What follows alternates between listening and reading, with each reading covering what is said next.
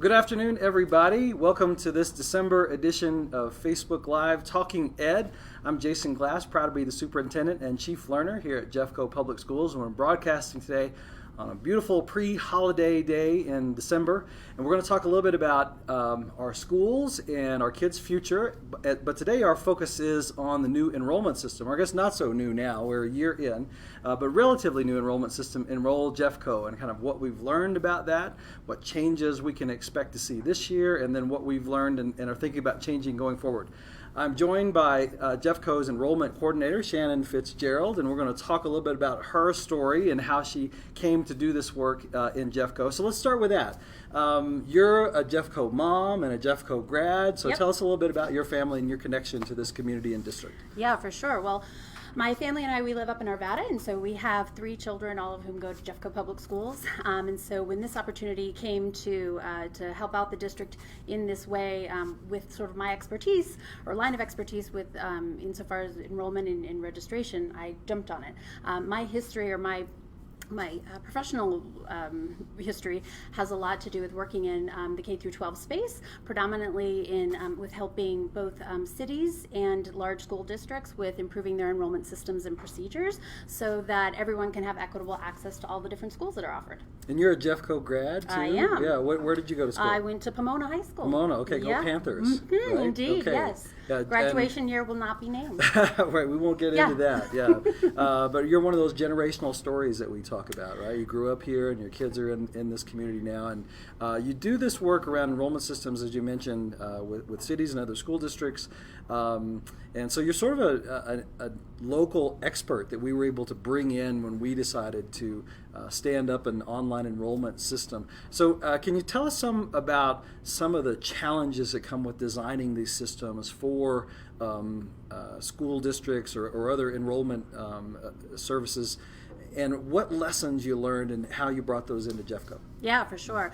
So depending on the city or the county that I'm working with, the challenges have a lot of similarities to them, but they also have some minor differences too. Here in Jeffco Public Schools, we are fortunate enough to have a relatively low free and reduced lunch population, relatively speaking, whereas some of the cities that I've worked with before are 80 to 90% plus free and reduced lunch children, as well as very high incidences of English language learners. And so the dynamics there can be a little bit different and a little more challenging. Here in Jeffco, we have just one of the things I tell everybody with working with this district is just the diversity and variety of different types of students and demographics that you find throughout the district just makes for a lot of differing needs and opinions on how enrollment should work and how choice should work, and trying to come up with a system and a set of policies and processes that supports that entire district can be challenging. But I think over the work that we've done over the last 2 years or so, we've really tried to bear all of those different stakeholders in mind as we've built something to really try to increase the equity of access throughout the district. Right. And standing up this system required investment from Jeffco Public Schools. We got some support from philanthropy to sort of get us kick-started as well. So this is not free, and it involved a huge investment of time from our IT folks, our communications team, bringing you on, hiring some additional staff to support this. So what are some reasons that a district would do this? I mean, kids got enrolled before, right? Yeah, so you could, what did this replace and what was the driver for it? Well, I think that there were a few different drivers, and again, similar to some other places, but very different from other places as well. So here in Jeffco, I think there was a realization, within the past 2 to 5 years that we have some awesome programs that are out there, whether they be at neighborhood schools or the option schools or even some of the charter schools, that very few people knew about or understood what those really are and what they look like, and more importantly, how you would even access those options. And so I think one of the main objectives of this work was to just get out there simply the messages around these different schools and programs around what those are and what they have to offer and how they may benefit certain types of kids.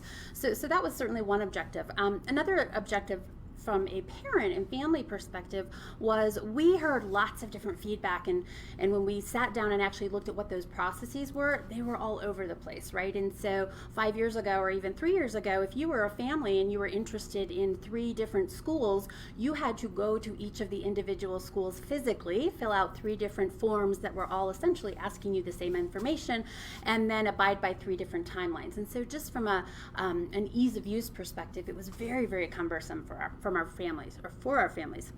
And then lastly, from our school's perspective, we heard a lot from schools saying, gosh, this is next to impossible to try to predict how many kids are coming here, because this one particular student may have applied to and gotten into 5 different schools, and he's only going to go one place. And I create my budget, if I'm a school leader, in the month of February. And if I'm counting on that kid to come, and I'm staffing for him, and I'm making sure that we have enough supports and supplies and all of those things that go along with educating a child, and then he doesn't show, that can be really devastating for schools if they have large numbers of kids who don't show. So one of the other objectives that we had from a school perspective was really to help them help arm them with some better data earlier in the process, so that when they are building their budgets and their staffing plans, they have more information. Right. So it sounds like we were interested in sort of highlighting and being able to showcase all the great programs that we have in Jeffco and the huge diversity of those, and allow parents to see all of that and choose.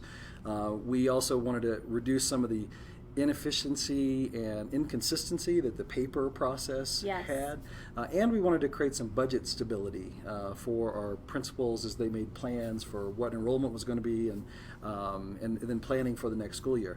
What were some of the challenges that we encountered that first year when there really was a push to get EnrollJeffco off the ground? And I can remember having conversations with the EnrollJeffco team where there was this concern, like, we have so much to do. This is such a big district. It's such a heavy lift. Can we make it? And we decided we're going to go for it, and we did get that launch done. But what were some of the challenges leading up to that and in that first year? Yeah, that's a great question. So aside from actually building the piece of technology, which we have a wonderful technology partner who built it for us, aside from kind of putting together the requirements for that and building that, we also had some more infrastructure sort of things that we had to take care of, right? And so one of the things that we learned early on is that we needed to rely on Jeffco Connect, which is a different system that enrollment does not happen in. These were never designed to work together, so that was the problem. No, they were not. And so it's sort of like putting a round peg into a square hole and trying to fit those things together. So we had a lot of work to do on the systems aspect in that regard. The other thing that we had to do was a lot of just change management types of processes, right? Not only with our families and telling them, hey, you don't have to go to every school physically anymore, now it's going to be in one place, but also with our schools, right? I mean, many of our schools did a great job with managing enrollment and managing their lotteries and really owning that and taking responsibility for how that all went down at their schools. And so it's really hard, in any situation like that where you ask a school then to say, oh no, trust me, and we'll take it over and we'll do a great job. So there certainly was some change management with that, and then of course there always seems to be with this work some political undertones, with folks believing that this work is for this purpose, or it's about promoting charter schools, or it's about driving kids away from charter schools, and it really had nothing to do with that. So a lot of our work also had to do with kind of communicating very openly about what the desired outcomes are of this work. Right. So, and I think it was recognition that school choice exists, and you need some way to manage that. Yeah. Right. And there was a huge pressure on the district to make sure it was fair to everybody. Yeah. Because we wanted to make sure that people used it. Yeah. Because our charter schools could have certainly opted out or chosen not to. They all chose to. And had it not worked for our district schools, our neighborhood schools, and our option schools, we'd had huge problems there as well. So there was a real drive to make sure that it was functional, that it worked for everybody. Yeah, and to your point, it's fascinating. I think there may have been some blind eyes turned to the whole choice process prior to this to say, well, we don't believe in choice, and so therefore we won't put time and effort into that. It's important to note that even without putting any time and effort into choice, as it's known, we have about 30% of our students who don't attend their neighborhood school, right? And so, and those are for different reasons, right? And it is a parent's right to choose. And so I think just by virtue of putting a little bit more time and emphasis into what that process looks like for those families, and not only those families, it's important to note also, EnrollJeffco is really for all of our families, the 70% who go to their neighborhood schools, as well as the 30% who choice somewhere else. creating something that everyone can use, but that also supports that notion of choice that many of our families are exercising was really important.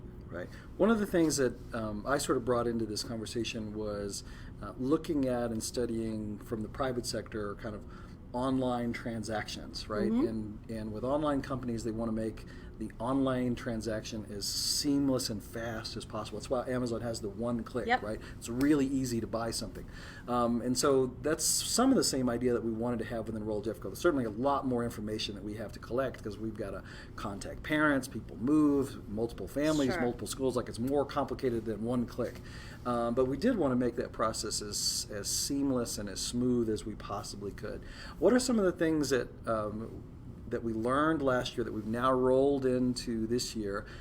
So what changes or improvements have we seen? And then looking ahead, what are some future enhancements that you see down the road for EnrollJeffco? Yeah, great question. So we did some focus grouping this fall and back into the summer with many of our families to say, hey, what worked well for you? What would you like to see when you're looking for different school options and when you're having to enroll and or apply to different schools? We took a lot of that feedback and we baked that into not only our online school finder tool and what a parent can see and do there, but also into our online application. And so this year, for example, students who are interested in applying to or returning to their GT Center program, if they are qualified for a GT Center program. Gifted and Talented program. Yes, thank you. Yes, sorry, Gifted and Talented Center program. If they're qualified for that, they will have a much easier path to enrollment and application, whereas last year it was a bit clunky, right? So we did incorporate many things like that.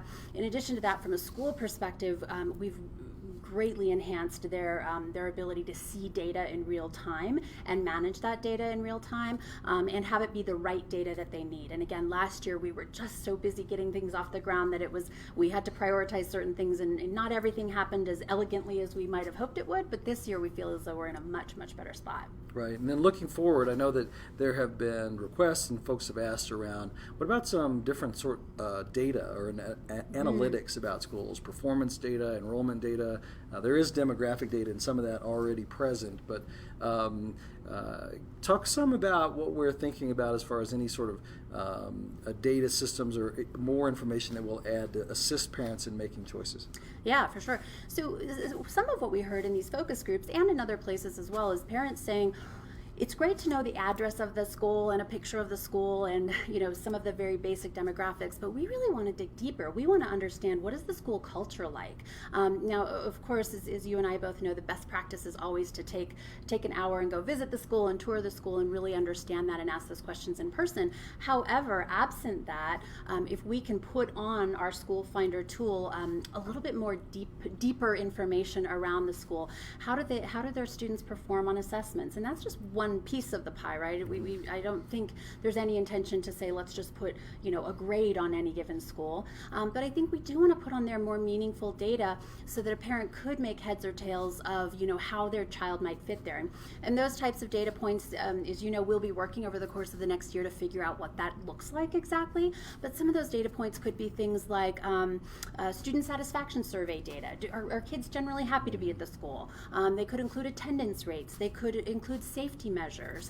There's a lot there that exists insofar as data, but I think our work over the next year will be figuring out how to package that in a way and present it in a way that's meaningful for parents and really is helpful for them in their decision-making process. Right, so we can ask parents what sorts of things you're interested in knowing. Yeah. And again, these systems weren't designed to work together. These assessment systems or other measures are in different places, and so bringing them all together is part of the work and making it display in a way that's user-friendly for the parent, again, keeping that ease of and smoothness of the parent enrolling, and making that transaction as quick and easy as possible. Yes.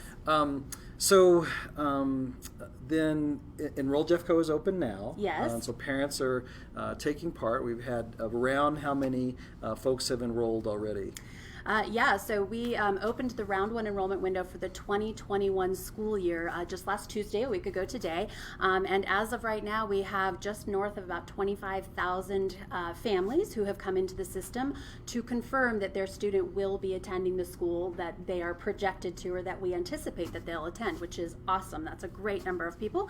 In addition to that, we also have almost 15,000 choice applications, both for students who want to attend a school or maybe interested in attending a school other than their neighborhood school, and this also includes preschool applicants, of which we have about 2,000 so far. Right, so the system is working. People Working are very well, yep. entering in their information, choosing schools. So what sort of secret tips have you got for people at home about EnrollJeffco? What advice can you give them as they use this? Well, I wish I could say that there's some silver bullets out there and some great tips to get exactly the school that it is that you want. However, you mean it's really fair? It's actually fair. Yes. Yeah. Okay. So you can make brownies for any principal that you want. They still won't be able to get your kid in. The advice that I always get to give to families is to see if you can't invest a little bit of time at this time of year. And I know around the holidays it can be really challenging, but even after we get back from the holidays, we have a full 2 weeks. The deadline for the round 1 enrollment process is January 15th at midnight. And so really we have 2 weeks at the beginning of January to go number one, to the online school finder tool. You visit EnrollJeffco.org and click on the school finder button. And this is where you can enter your address, or you can enter the name of the school, or you can take a guided search and answer some questions about your child and what it is that he or she is interested in. And from there you can find lots of different great options here within Jeffco. So that's the first piece of advice that I give, and the tip is know what schools are out there so that you don't miss out on potentially applying. The second piece of advice that I give is to then go visit the schools again if possible, and then just come into the EnrollJeffco system anytime in the first round. So I can't emphasize this enough. If you are interested in a school, or you will be committing to returning to wherever it is you already go, please do so within this first round process, because that absolutely maximizes your choice, or your chances, of getting into a choice school. And also, this is the window in which, as we talked about a little bit earlier, their school principals right now are really banking on these numbers, and so that's why it's super important to come into the system, even if you are just returning to re-enroll, and let the system know, yeah, we'll be back, because then your school's principal can budget and staff accordingly. Right. So the round 1 enrollment window closes January 15th at midnight. January 15th at midnight, and then what can parents expect right after that? Yeah, so after that we're going to get busy running some lotteries and making sure the data is all clean and everything. And then right at the end of January, we're targeting January 28th, we will be sending out centrally notifications to families who have applied via choice. Now, again, if these are families who have just come into the system to say that they're going where we think, they don't need to apply, they don't need to do anything like that, nor will they be getting any word at the end of January. This is just for our choice applicants. And we will be sending them emails. Also, you can get a text message if you opt in for that as you're in the EnrollJeffco system. And they'll be getting notifications from each school to which they applied saying, hey, congratulations, we have a spot for you. Or if there isn't space available, they'll get information about where their placement is on the wait list. Now at that time, and this is an important thing to emphasize as well, if and when a student does receive an enrollment offer, that family will have 3 calendar days to say yes or no to that offer. And that offer will expire after that 3-day period. So again, end of January, be watching your email boxes and your phones for text messages coming in, because we do have a time frame around that. Right. So let's say that I apply for 15 schools and I get 10 offers in. Can I accept them all? Unfortunately, you can't. No. And this goes back to making sure that schools have good numbers with which to budget. So if you are lucky enough to get 10 offers and you come into the system and you try to accept one of them, we will serve you up with a message that says, that's great, you can absolutely accept this offer, but please know we will be declining all the other offers on your behalf. Now, for the other 5 schools where you're waitlisted, you'll stay on the wait list. You're in no jeopardy of losing that wait list placement, but the other offers would go away. And the spirit of that is really just to ensure that every Jeffco student is able to hold 1 seat at any given moment, so that we don't have one student holding 10 seats and some students getting none. Excellent. Thank you. Well, thanks for all the time and Sure. this great information about EnrollJeffco. We're really proud of how this is rolled out. We know that there's more work to do, but thanks on behalf of everybody in Jeffco for all the time and energy that you put into it. We're really grateful to have your talent and expertise working on this. Thanks for having me. Yeah. Sure thing. And that's it for us here at Jeffco Public Schools. Again, I'm Jason Glass, Superintendent and Chief Learner here at Jeffco Public Schools. And until next time, support your public school. And happy holidays, everybody.